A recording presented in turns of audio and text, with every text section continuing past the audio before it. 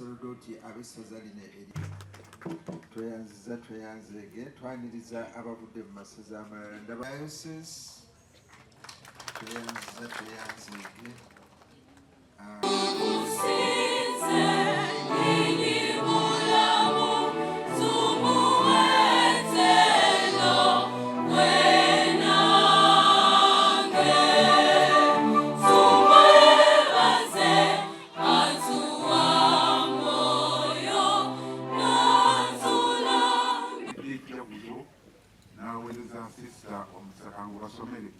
The Holy Father, Pope Francis, fondly imparts the apostolic blessing upon the Reverend Sister M. Jane Harriet Nansubuga, Little Sisters of St. Francis, as a pledge of abundant divine graces, as she celebrates her silver jubilee of religious life. Vice Archbishop Luigi Bianco, Apostolic Nuncio to Uganda, era buliko siiruye.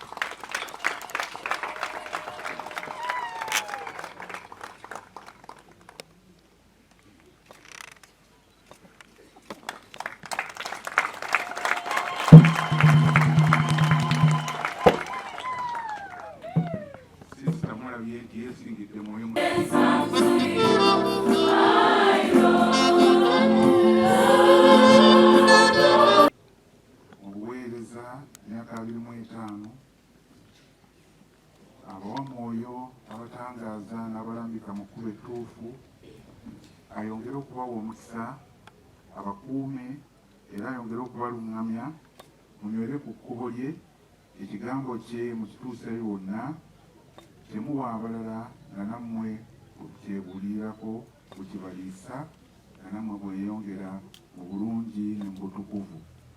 Oyo Katonda omuyinza wa buli kantu Paati ne Mwana Mwoyo Mutuukirivu abawa omukisa.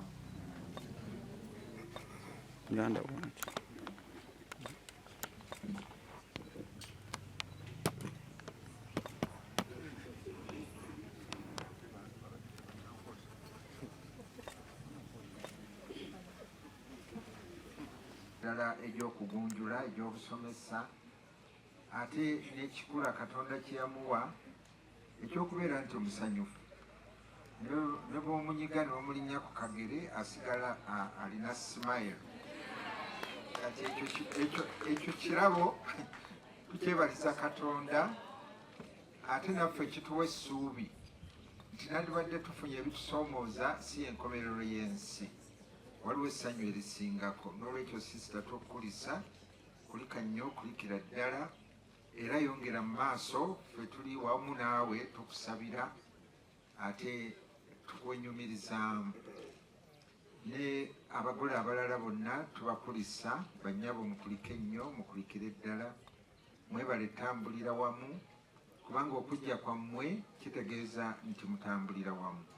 Mwebale nnyo mwebalire ddala era mukulike. Basista aba little sisters, my little sisters essebo omutambuzi omukulu era Vicar General, nze wano ndi little brother.